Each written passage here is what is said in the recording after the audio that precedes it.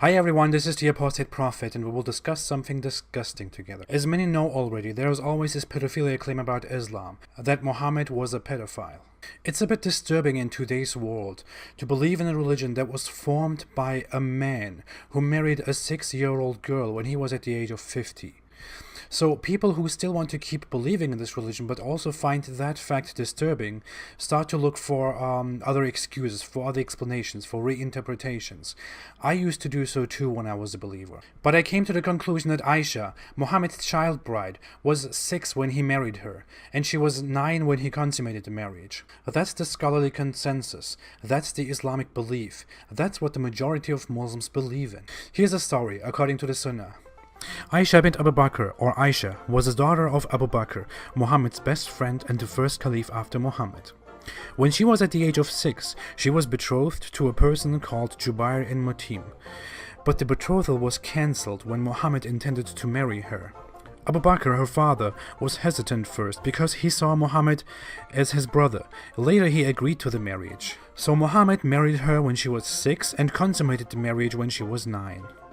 That's when she moved in. Aisha, also known as the mother of the believers, is widely respected in the Sunni Islamic world. For political reasons that occurred in her later life after Muhammad's death, the Shiite Muslim world is not so fond of her, but we won't go into that yet. Let's focus on the actual issue here. Let's look at the excuses and the claims that apologists make. Afterwards, we will look at Islamic sources that tell us that Aisha was just a little child when old Muhammad married her. Excuses, deflections, and untrue claims. First, she was actually 18, because back then, people would start to count the age of children when they reached the age of 9. 2. The sources are unclear, and it is open to discussion. She was most probably 12. 3. It was normal back then to marry young girls. Why don't we focus on now? 4. People back then in the climate of Arabia aged much faster, so it was normal. 5. She wanted it, and her parents wanted it too. 6. The hadiths are unreliable and doubted by scholars. 7. Hadiths are just narrations that aren't all true. Only the Quran is holy. Now these are some excuses and arguments that I see and hear very often from Muslims and from other apologists. I couldn't think of anything else. If you want to add anything, you can do that in the comment section. Now let's come to the first claim. Do we really need to debunk this? Let's go to the second one.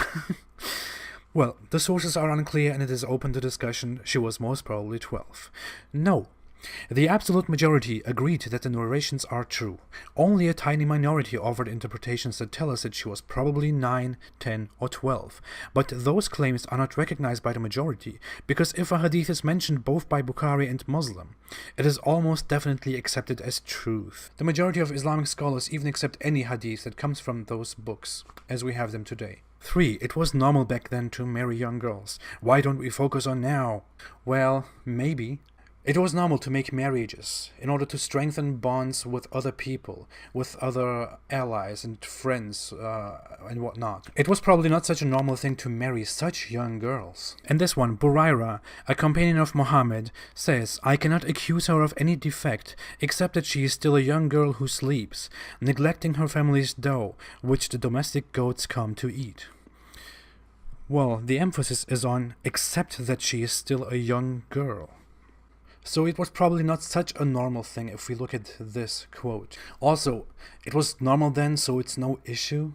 Well, is Muhammad not the prophet of God? Is he not the perfect human? Is he not the perfect example for Muslims? Doesn't the Quran support him as a perfect example for Muslims multiple times? Does the Quran not say that he is a great person of great moral character and that he is an example for Muslims? There has certainly been for you in the Messenger of Allah an excellent pattern for anyone whose hope is in Allah and the last day and remembers Allah often. Or in this verse, and indeed you are of a great moral character. This is directed to Muhammad himself. Well, of great moral character, no. Let's come to the next point, 4. People back then in the climate of Arabia aged much faster, so it was normal. Well, we can look at this source, provided by the Museum of Menstruation and Women's Health, they have a list. I will give you the link below in the description. They have a list on the average age of the menarche in history in different regions, and it tells us that in the medieval Middle East, the menarche, which is a part of the puberty, used to be between the ages 12 and 13, usually on average. Thanks to Wiki Islam for this. We can look at another hadith. This is one hadith that was narrated by Aisha herself when she was already together with Mohammed. Look at what she says. Be very careful. The Prophet was screening me with his ridda, garment covering the upper part of the body, while I was looking at the Ethiopians who were playing in the courtyard of the mosque. I continued watching till I was satisfied. So you may deduce from this event how a little girl who has not reached the age of puberty, who is eager to enjoy amusement, should be treated in this respect. She says that she had not reached the puberty yet, and she was together with Mohammed. Doesn't this tell us everything? This tells us a disgusting truth. Just let this go through your head. He married Aisha when she didn't even have her puberty yet. Can you imagine that? Just imagine some old guy today who marries a little young girl who didn't have her puberty yet. Just think about it. And then just switch from that image to Mohammed and think about the religion of Islam again. Point 5. She wanted it and her parents wanted it too. Well, that's true. Her father was Abu Bakr, who was one of Muhammad's best friends, and he saw Muhammad as his brother. That's why he hesitated first, as mentioned before. When Muhammad told him that they are only brothers in religion and not in real, so that Aisha is lawful for him, he accepted it. Aisha was still a child.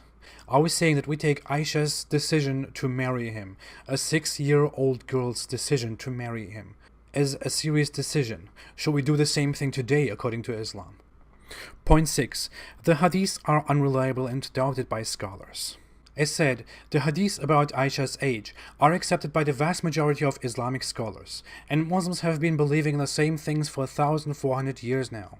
They are just as authentic as the same hadiths that tell the Muslims how to pray 5 times a day. They share the same source, but many don't even know that. Also, the name of the hadith books gives it away. I use mostly Sahih Bukhari and Sahih Muslim translations. The word Sahih means authentic, and that's where the hadiths come from.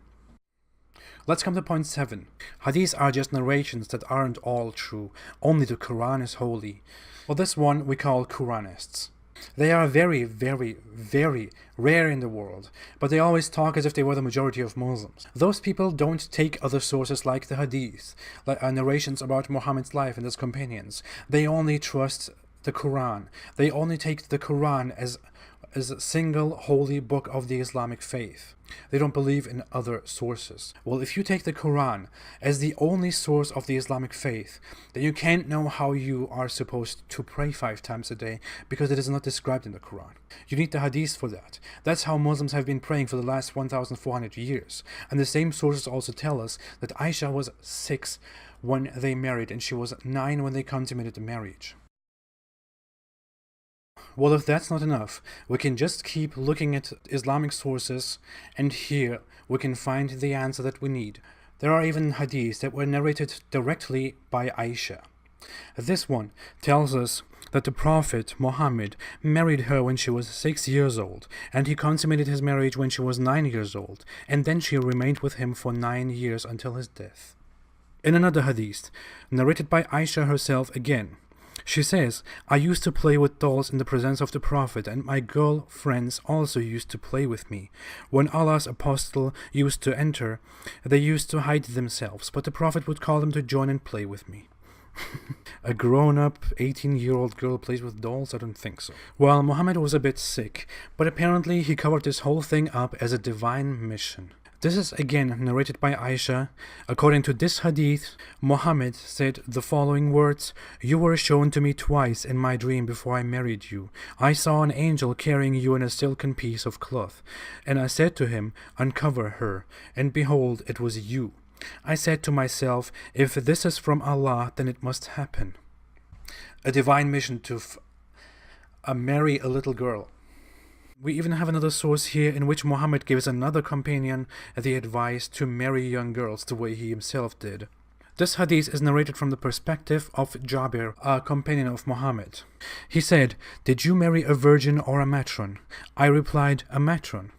He said, "Why didn't you marry a young girl so that you may play with her and she with you?" Well, it's very obvious to me.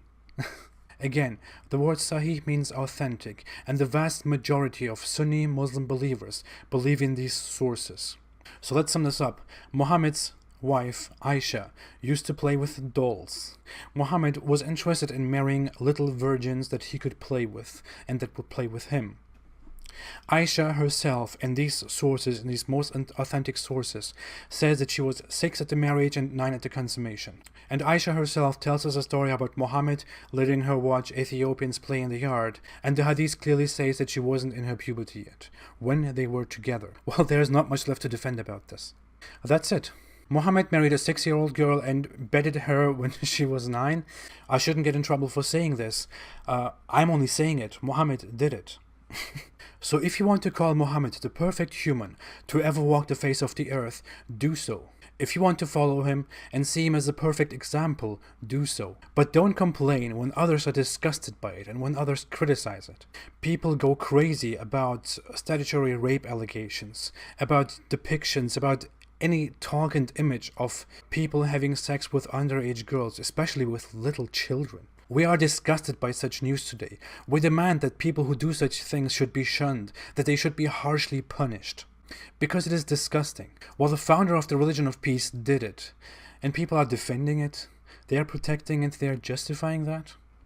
Thank you for watching. Sources are below in the description. You can follow me on Instagram and Twitter for updates. I'm very active on Instagram.